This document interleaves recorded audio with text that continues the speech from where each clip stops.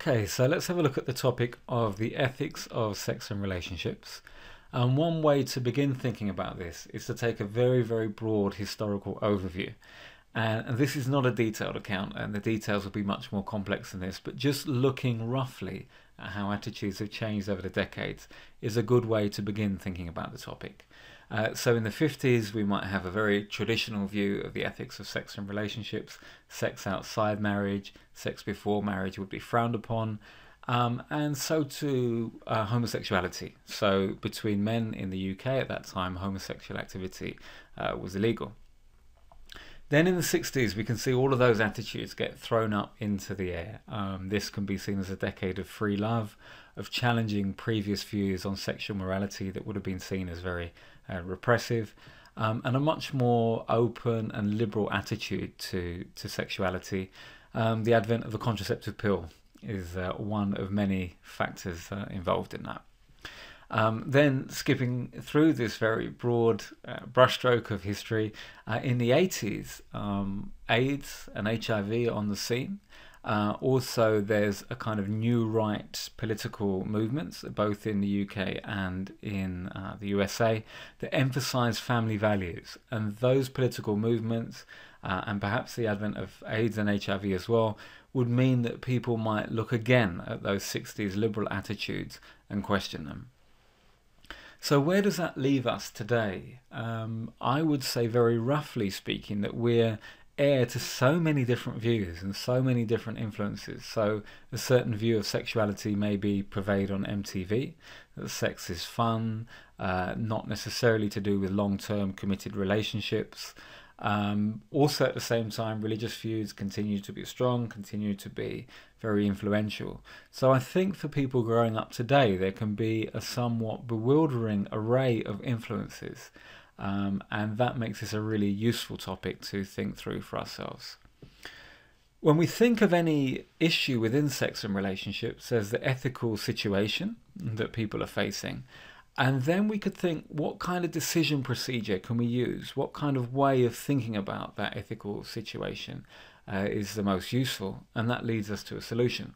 So the different theories that we've looked at, Kant, utilitarianism, natural law, virtue ethics, all offer different ways of thinking about these things. So Kant would ask, what's our duty in any given situation? Utilitarianism asks, what leads to the greatest happiness for the greatest number? Natural law would say what's in accordance with God's purposes, and situation ethics would say in what way is selfless love or agape most served in our relationships. And each of these theories then raise different questions which are important to ask. So all of the theories are going to say it's important that the people involved consent. That is a bottom line of the ethics of sex and relationships.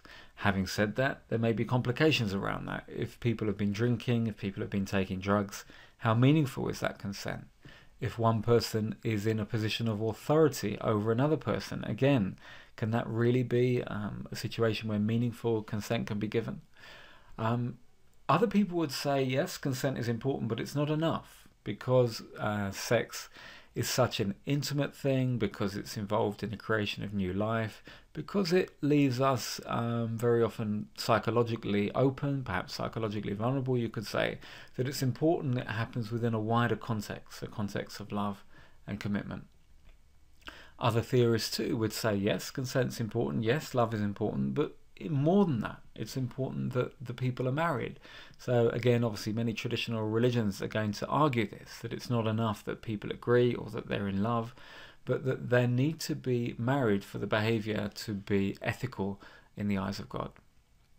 Utilitarians would raise the question, does the behavior cause any harm?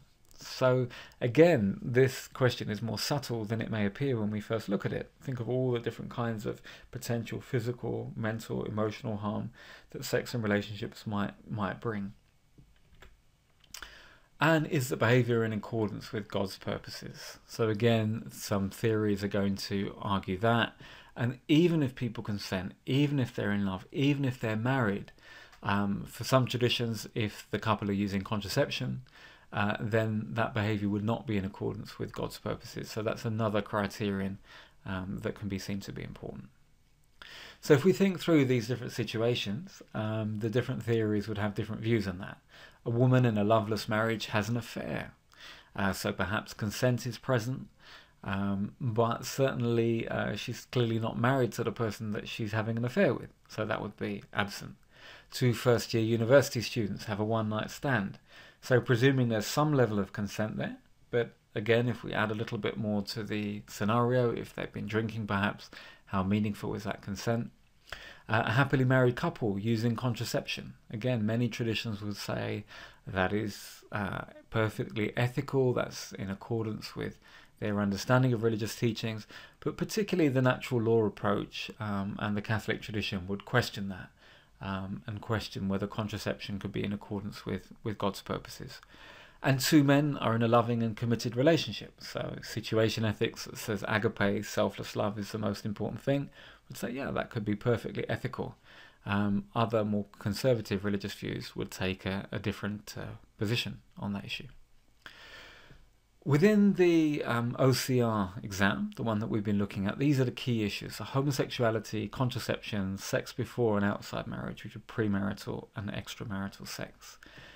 And if you think about what the different traditions talk about the purpose of sex, then that can immediately lead to the conclusions on that. So for instance, if a tradition takes a view that a fundamental purpose of sex is procreation, then homosexuality and contraception can't be seen as ethical within that purpose because they don't fulfill that particular purpose. However, if emphasis is put on the unitive aspect of sexuality, that it binds a couple together, if value is given to the pleasure and intimacy that sexual relationships bring, then people would have very different views on homosexuality and contraception.